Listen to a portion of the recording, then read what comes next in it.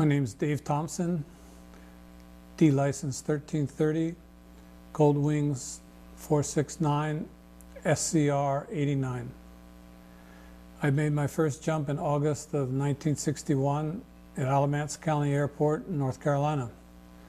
A few of us were hanging out and we saw some canopies off in the distance, and I had made a remark like, I could do that, you know, that looks pretty cool. Well, they took me out there and talked to the guys that were jumping and said, yeah, we can give them a jump. And they suited me up, hooked me up on a static line to a Piper J3 Cub, and up I went. It was only the second time I'd ever been in an airplane.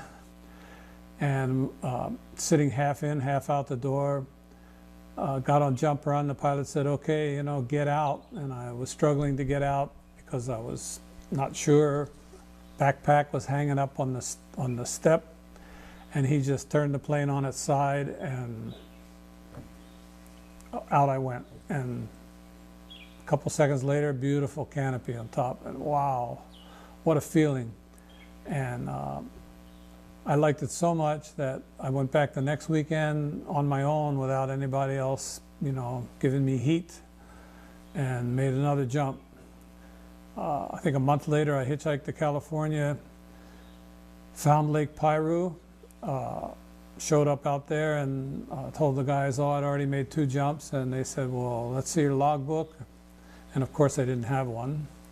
So they put me through the first jump course, and I did my 5 more static lines and then progressed slowly from there. Just stumbled around some drop zones at Lancaster and Elsinore, trying to hook up with some fellow skydivers and doing like 2-man, 3-man RW work, because most of the time we were jumping out of Cessnas, only 3 jumpers. I then found out that they were having the World Parachuting Championships in Leutkirch, Germany in July of 1964. So I decided that's where I want to go. I want to go see the good guys. So I drove across country and got to Europe, hitchhiked all around, made some jumps, and ended up at Lille-Bondoux Airport in France, where there were guys from Australia, Canada, South Africa, and the Dutch team were all there. We're working out, getting prepared for Leutkirch. The leader of the Dutch team, Steve Groff, he approached me and said, you know, we only have 3 people in Holland that jump, and we need a 4th member because they had to have 4 to make a team. Would you like to be our team member? And I only had 60 or 70 jumps at the time. And he said, well, once we get to Leutkirch, we'll, you know, ask the FAI to approve me. And they did. And so I became the 4th member of the Dutch parachute team. It was an experience. I'd never turned style before, and the competition was style and accuracy. My first style jump was 19 seconds with penalties, so to give you an idea of where I was. But it was so awesome watching all these experienced jumpers. The U.S. parachute team took me under their wing, really, and told me to just keep doing what you're doing, and they were really encouraging, and I really appreciated that. And it was also a time when they unveiled the Paracommander. Nobody had seen it before, in Europe especially. And one of their practice jumps, everybody was gathered around the drop zone because you know, wanted to see this canopy. Well, they went about 2 miles past the drop zone and jumped, and it just dots in the sky, and it just really pissed everybody off. But it was a pretty good psych move on their part.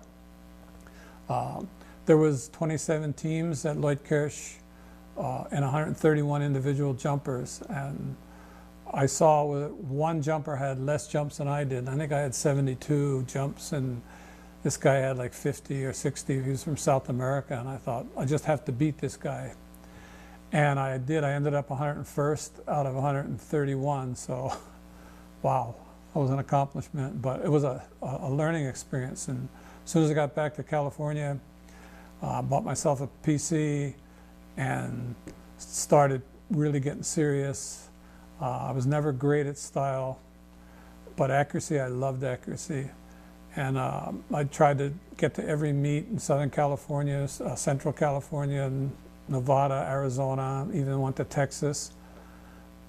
In '71, I did jump into nationals. I'm getting a little ahead of myself. I was a draftsman by trade, and in 1966, Irvin Parachute hired me as a fabrics draftsman. One, I think because I was a parachutist and also a draftsman, so it fit.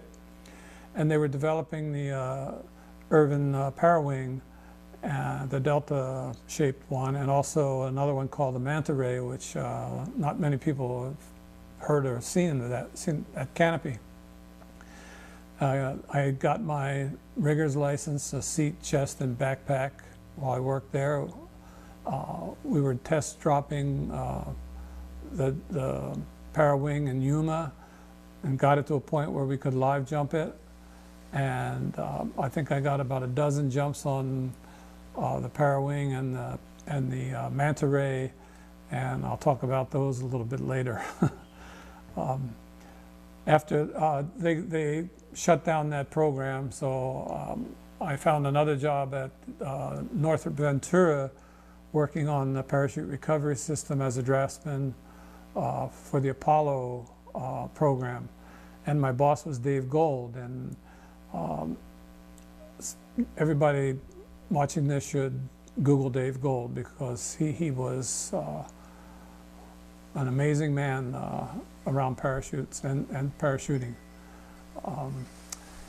In 1967, Carl Banish approached me and said, you know, would you like to be one of the stunt people for the Gypsy Moths? And yes, I would, simply as that. And we did a lot of test jumps at Elsinore, with the bat wings, with they threw everything at us. And we ended up going to Wichita, Kansas, shooting the film, the Gypsy Moths, with Burt Lancaster, Gene Hackman, Deborah Carr, Bonnie Bedelia. Awesome experience. I made my way to Hawaii in 1970. Let me go back. I was an ASO at Oceanside, California, in the late 60s. Jumped on with the Oceanside competition team.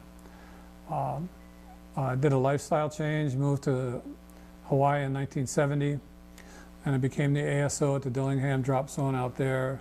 The competition was the same people every time there was a meet, so it wasn't really challenging, but it was probably one of the most beautiful drop zones from the air that you'll ever see.